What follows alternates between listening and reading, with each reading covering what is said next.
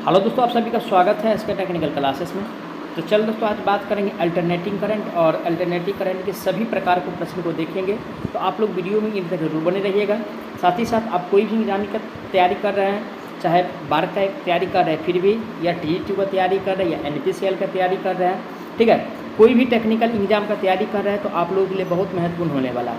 साथ ही साथ अगर आप लोग अभी तक हमारे चैनल को सब्सक्राइब नहीं किए हैं तो उस चैनल को सब्सक्राइब जरूर कर लीजिएगा। और आप लोग डिस्क्रिप्शन को जरूर चेक कर लीजिएगा, क्योंकि डिस्क्रिप्शन में आप लोग के लिए व्हाट्सअप ग्रुप, टेलीग्राम, इंस्टाग्राम सभी का लिंक मिल जाएगा। आप लोग सभी को फॉलो कर सकते हैं, बारी बारी से सभी पे नोटिफिकेशन मिलता रहेगा। आज का सबसे पहला प्रश्न दिया हुआ है, BIS के अनुसार 3 फेज और न्यूट्रल तारों के क्रमागत रंग डैश होते हैं। क्रमागत का मतलब क्या होता है भाई? क्रमागत का मतलब होता है यानी कि एक क्रम में, यानी कि पहला आएगा, ठीक है, उसके बाद दूसरा आता है, उसके बाद तीसरा आता है। ये क्या है? एक, देखिए समझने का प्रयास कीजिएगा, 1 2 3 4, ठीक है, ये क्या है? क्रमागत है। लेकिन एक के बाद अगर 3 रहता, इसके बाद अगर 5 रहता, इसके बाद अगर 7 रहता, ठीक है, या यहाँ पे 13 रहता, यहाँ पे 15 रहता, तो क्या हो? ये क्रमागत नहीं है, क्रम में नहीं है, ठीक है। लेकिन ये जो दिया हुआ है डाटा क्रम में दिया हुआ है। इसी प्रकार से दोस्तों यानी कि BIS का जो नियम होता है, ठीक है, उसके अनुसार से बताना है कि सबसे पहले यानी कि क्या होने वाला है ना। सबसे पहले दोस्तों यानी कि लाल होता है। क्या होता है?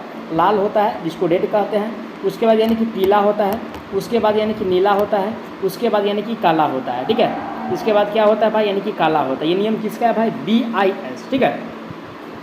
इसका फुल फॉर्म होता है BIS का ब्यूरो ऑफ इंडियन स्टैंडर्ड होता है, ठीक है। कहीं कहीं यानी कि अगर देखिएगा तो फुल फॉर्म भी इससे यानी कि इसका पूछा जाता है, BIS का फुल फॉर्म क्या होता है।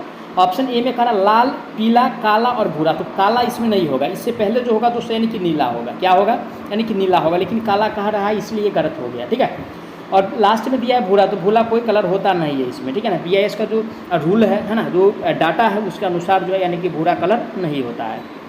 अगला प्रश्न, अगला ऑप्शन में दिया हुआ है लाल, नीला, काला और हरा, ठीक है। यानी कि यहाँ पे भी काला जो है इससे पहले यानी कि नीला होना चाहिए, उसके बाद यानी कि काला होगा, तो ये भी गलत हो गया। सी में दिया है लाल, पीला, नीला और काला। ये डाटा सही दिया हुआ है जो इसका नियम है, ठीक है। तो करेक्ट आंसर की बात किया जाए तो ऑप्शन इसका सी सही होने वाला है। अगला प्रश्न पे चलते हैं। आज का अगला प्रश्न दिया हुआ है, आप लोग ध्यान से देखिएगा, है ना, किस प्रकार का प्रश्न पूछा जाता है कोई भी एग्जाम में, है ना। अगला प्रश्न है, पिक फैक्टर डैश का अनुपात होता है। कौन सा फैक्टर भाई? यानी कि पिक फैक्टर। और पिक फैक्टर जो अनुपात होता है, ठीक है, ये अनुपात होता है maximum value to RMS value, ठीक है। यानी कि अधिकतम मान की तुलना में RMS मान का अनुपात होता है। क्या भाई? तो पिक फैक्टर, ठीक है। पिक फैक्टर जो होता है maximum value to RMS value का अनुपात होता है। ऑप्शन पढ़ेंगे, ए में कहा औसत मान की तुलना में RMS मान, यानी कि एवरेज वैल्यू ऑफ RMS मान। ऐसा तो नहीं होता है पिक फैक्टर में भाई। बी में कहा औसत मान की तुलना में अधिकतम मान, तो ऐसा भी नहीं होता है। सी में कहा RMS मान की तुलना में चरम मान, तो ऐसा भी नहीं होता है। डी में कहा अधिकतम मान की तुलना में RMS मान, जो कि राइट आंसर जो होगा ऑप्शन इसका डी सही होने वाला है। कौन सा? डी सही होने वाला है, ठीक है। अगला प्रश्न पे चलेंगे। आज का अगला प्रश्न दिया हुआ है, क्वेश्चंस में कह रहा है, आप लोग देखिए ध्यान से, है ना। क्वेश्चंस में कह रहा है किसी AC सर्किट में पूर्ण प्रतिरोध डैश कहा जाता है। यानी कि पूर्ण प्रतिरोध। क्या भाई? यानी कि पूर्ण प्रतिरोध। और पूर्ण प्रतिरोध को क्या कहते हैं? तो देखिए, पूर्ण प्रतिरोध को यानी कि प्रतिबाधा कहा जाता है। क्या कहा जाता है भाई? प्रतिबाधा कहा जाता है, ठीक है ना। पूर्ण प्रतिरोध को क्या कहते हैं? प्रतिबाधा कहते हैं। ये में कह रहा है प्रेरकता, तो प्रेरकता नहीं कहते हैं भाई, ना संधारिता कहा, नहीं संधारिता कहा जाता, नहीं प्रतिघात कहा जाता है, इसको प्रतिबाधा कहते हैं ना, प्रतिबाधा कहते हैं, जो कि ऑप्शन डी में दिया हुआ है। करेक्ट आंसर की बात किया जाए तो ऑप्शन इसका डी सही होने वाला है। अगला प्रश्न पे चलेंगे। आज का अगला प्रश्न दिया हुआ है, क्वेश्चंस में कह रहा है एक AC सर्किट में फॉर्म फैक्टर का मान कितना होता है। यानी कि फॉर्म फैक्टर का, ठीक है, फॉर्म फैक्टर का, ठीक है। तो देखिए दोस्तों, यानी कि AC में जो फॉर्म फैक्टर का वैल्यू होता है 1.11 होता है। कितना होता है? 1 होता है, ठीक है। AC सर्किट में फॉर्म फैक्टर का वैल्यू 1.11 होता है। ऑप्शन किस में दिया हुआ है भाई? तो ऑप्शन बी में दिया है 1.11। राइट आंसर की बात किया जाए तो ऑप्शन इसका बी सही होने वाला है, ठीक है। ये क्या होता है? फॉर्म फैक्टर होता है। जबकि पिक फैक्टर की अगर बात किया जाए तो पिक फैक्टर दोस्तों जो होता है 1. कितना होता है? ध्यान से देखिएगा, 1.414 होता है पिक फैक्टर, ठीक है। फॉर्म फैक्टर 1.11 और पिक फैक्टर जो होता है 1.414 होता है। ये ध्यान रखिएगा, इससे भी क्वेश्चन पूछा जाता है। आगे बढ़ेंगे नेक्स्ट क्वेश्चन पे। आज का अगला प्रश्न दिया है, क्वेश्चन में कह रहा है किसी स्टार कनेक्शन में लाइन वोल्टेज डैश के बराबर होता है। किसमें कह रहा है भाई, यानी कि स्टार में कह रहा है। चलिए सभी डाटा को देखने का प्रयास कर रहे हैं, है ना। तो देखिए स्टार में क्या होता है, सबसे पहले यानी कि लाइन वोल्टेज बराबर जो होता है दोस्तों √3 इंटू फेज वोल्टेज होता है। क्या होता है, फेज वोल्टेज होता है। और स्टार में दोस्तों यानी कि लाइन करंट जो है ना, लाइन करंट जो है स्टार में, यानी कि स्टार में यानी कि लाइन करंट जो होता है IL जो है यानी कि फेज करंट, ठीक है, फेज करंट के बराबर होता है। ये ध्यान रखिएगा, ये स्टार में होता है। इसमें यानी कि करंट बराबर होता है, ठीक है ना, इसमें करंट बराबर होता है। जबकि अगर डेल्टा रहता है तो डेल्टा में दोस्तों यानी कि वोल्टेज बराबर होता है। क्या होता है, V यानी कि इक्वल होता है, ठीक है। तो क्वेश्चंस किस प्रकार से पूछ रहा है, क्वेश्चंस में क्या पूछ रहा है उस हिसाब से आंसर देना। इसमें क्या करा, यानी कि लाइन वोल्टेज कह रहा है, और लाइन वोल्टेज जो है √3 इंटू फेज वोल्टेज, यानी कि √3 इंटू फेज वोल्टेज। ऑप्शन किस में दिया हुआ है भाई, ए में करा 1/3 फेज वोल्टेज, तो 1/3 नहीं होता है, 3 गुना फेज वोल्टेज, ये भी नहीं है। सी में जो दिया है 3 गुना फेज वोल्टेज, यानी कि √3 जो है फेज वोल्टेज का होता है, जो कि ऑप्शन सी इसका सही हो जाएगा। क्या, ऑप्शन इसका सी सही हो जाएगा। आज का अगला प्रश्न पे चलते हैं। आज का अगला प्रश्न दिया हुआ है, क्वेश्चन में कह रहा है भारत में बिजली की प्रचलन आवृत्ति डैश है। कि किसका कह रहा है भाई, यानी कि इंडिया की बात कर रहा है, यानी कि भारत का। एक साइड भारत लिखते हैं और एक साइड यानी कि अमेरिका लिखते हैं, क्योंकि अमेरिका भी जो है बहुत एग्जाम में पूछा हुआ है कि अमेरिका में आवृत्ति कितना होता है, फ्रीक्वेंसी कितना होता है।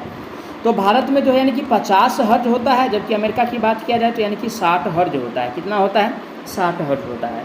तो ऑप्शन किस में दिया हुआ है भाई, भारत पूछ रहा है, भारत वाला पूछ रहा है, तो 50 हर्ट्ज जो दिया हुआ है ऑप्शन डी में दिया हुआ है। करेक्ट आंसर ऑप्शन इसका डी सही होने वाला है।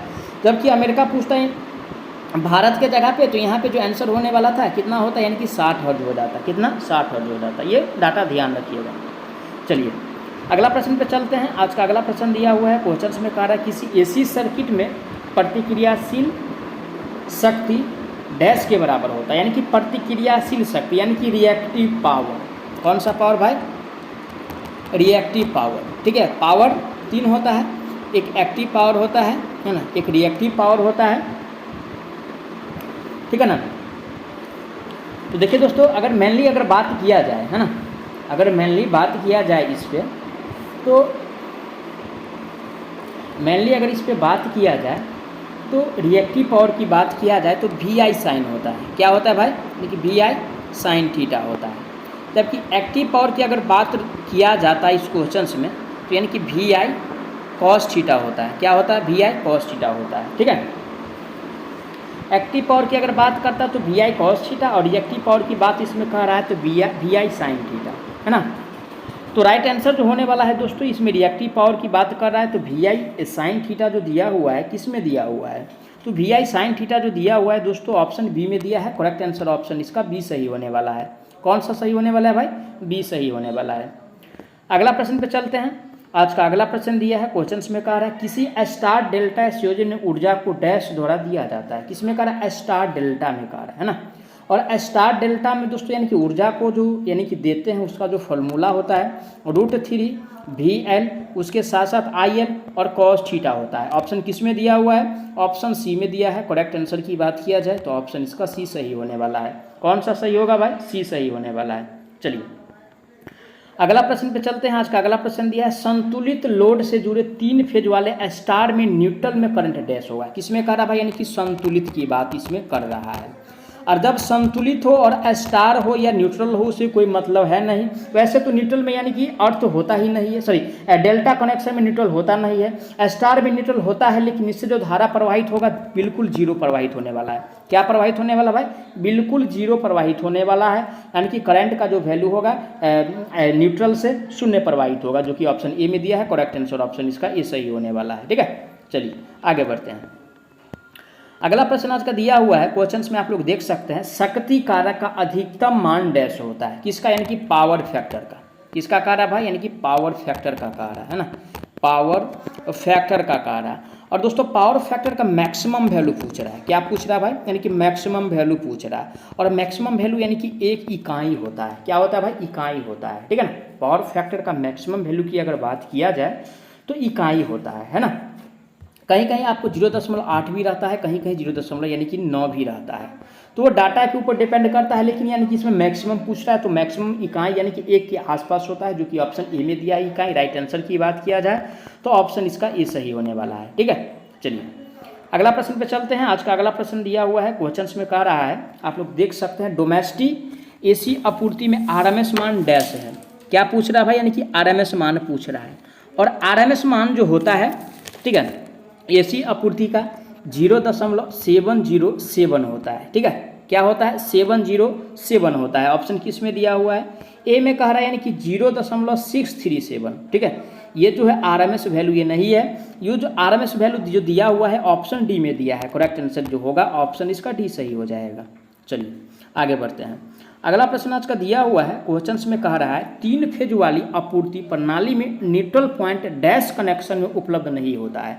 यानी कि 3 फेज जो होता है भाई, कोई भी हो, चाहे 3 फेज स्टार का हो, ठीक है, एक स्टार ले लेते हैं और एक 3 फेज यानी कि डेल्टा कनेक्शन ले लेते हैं। कौन सा कनेक्शन ले लेते हैं भाई, डेल्टा लेते हैं। तो स्टार में तो यानी कि न्यूट्रल होता है, लेकिन डेल्टा में दोस्तों यानी कि न्यूट्रल नहीं होता है। वही इसमें पूछ रहा है कि कौन सा कनेक्शन में भाई न्यूट्रल नहीं होता है। तो डेल्टा कनेक्शन में न्यूट्रल नहीं होता है, स्टार में होता है। राइट आंसर जो सही होने वाला है ऑप्शन इसका सी सही हो जाएगा। ठीक है, अगला प्रश्न पे चलते हैं। आज का अगला प्रश्न दिया हुआ है, क्वेश्चंस में कह रहा है, एसी सर्किट में अगर वोल्टेज और करंट के बीच फेज का अंतर 90 डिग्री हो तो विद्युत शक्ति क्या होगा। क्या कह रहा है भाई, अगर वोल्टेज और करंट के बीच का फेज का अंतर जो है यानी कि 90 डिग्री है, कितना कह रहा है, 90 डिग्री है। और जब 90 डिग्री है ना, तो इसके बीच जो विद्युत शक्ति होने वाला है 0 होने वाला है। क्या होने वाला है, 0 होने वाला है। ठीक है, क्योंकि कॉस थीटा होता है। क्या होता है भाई, कॉस थीटा होता है। और जब थीटा का वैल्यू अगर 90 लिया जाएगा, है ना, 90 अगर लिया जाएगा तो कॉस 90 का मान 0 होता है ना। साइन 90 का मान 1 होता है, कॉस 0 का मान कॉस 90 का मान 0 होता है। तो इसलिए यानी कि ये जो होगा दोस्तों यानी कि शून्य आंसर होने वाला है, जो कि ऑप्शन डी में दिया है। ठीक है, करेक्ट आंसर ऑप्शन इसका डी सही हो जाएगा। अगला प्रश्न पे चलेंगे। आज का अगला प्रश्न दिया हुआ है, क्वेश्चंस में कह रहा है कि डेल्टा कनेक्शन में लाइन वोल्टेज डैश के बराबर होता है। किस में कह रहा है, यानी कि डेल्टा में कह रहा है। और लाइन वोल्टेज दोस्तों यानी कि फेज वोल्टेज के बराबर होता है। क्या होता है, यानी कि लाइन वोल्टेज जो है यानी कि फेज वोल्टेज के बराबर होता है। लाइन वोल्टेज बराबर फेज वोल्टेज होता है। ठीक है, यानी कि फेज वोल्टेज बराबर लाइन वोल्टेज होता है। ऑप्शन किस में दिया है, फेज वोल्टेज के बराबर होता है लाइन वोल्टेज। तो फेज वोल्टेज जो दिया हुआ है ऑप्शन सी में दिया है। करेक्ट आंसर ऑप्शन इसका सी सही होने वाला है। ठीक है, चलिए आज का अगला प्रश्न दिया हुआ है, क्वेश्चंस में कह रहा है, शक्ति कारक पावर फैक्टर का जो फॉर्मूला होता है क्या होता है, यानी कि पावर फैक्टर बराबर क्या होता है। तो पावर फैक्टर बराबर दोस्तों जो फॉर्मूला होता है ना, ए में कह रहा है यथार्थता शक्ति बराबर सापेक्ष शक्ति। तो ये तो कभी होता नहीं है। क्या कह रहा है भाई, ए में यथार्थता शक्ति बराबर सापेक्ष शक्ति, ये तो कभी होता नहीं है। ठीक है, पावर फैक्टर बराबर यथार्थता शक्ति बत्ता सापेक्ष शक्ति होता है, जो कि ऑप्शन बी में दिया हुआ है। करेक्ट आंसर की बात किया जाए तो ऑप्शन इसका भी सही होने वाला है। चलिए अगला प्रश्न आज का दिया हुआ है, क्वेश्चंस में कह रहा है कि 3 फेज प्रणाली में संतुलित और असंतुलित भार को मापने के लिए निम्न में से किस पद्धति का प्रयोग करेंगे। संतुलित भी हो और असंतुलित भी हो। और दोस्तों संतुलित और असंतुलित को मापने के लिए, है ना, यानी कि संतुलित और असंतुलित को मापने के लिए हम किसका प्रयोग करते हैं। तो देखिए दोस्तों, संतुलित और असंतुलित को मापने के लिए जो प्रयोग करते हैं, मेनली रूप से अगर देखा जाए तो 2 वाट मीटर पद्धति का प्रयोग करते हैं। किसका प्रयोग करते हैं, 2 वाट मीटर पद्धति का प्रयोग करते हैं, जो कि ऑप्शन सी में दिया है। करेक्ट आंसर ऑप्शन इसका सी सही होने वाला है। आज का अगला प्रश्न दिया हुआ है, क्वेश्चंस में कह रहा है कि भारत में बिजली की प्रचलन आवृत्ति क्या है। तो भारत की बात किया जाए तो 50 है, जबकि अमेरिका की बात किया जाए तो 60 हर्ट्ज होता है। तो भारत में पूछा है तो 50 हर्ट्ज ऑप्शन बी में दिया है। करेक्ट आंसर ऑप्शन इसका बी सही हो जाएगा। ठीक है, मैं आशा करता हूँ आप लोग सारा प्रश्न को अच्छा से समझे होंगे। अगर कोई भी प्रश्न में किसी प्रकार का डाउट रहता है तो प्लीज़ आप लोग कमेंट कीजिए, और जाते जाते प्लीज़ आप लोग चैनल को सब्सक्राइब करके वीडियो को जरूर शेयर कर दीजिएगा। तो चलिए मिलते हैं नेक्स्ट वीडियो में, तब तक के लिए जय हिंद।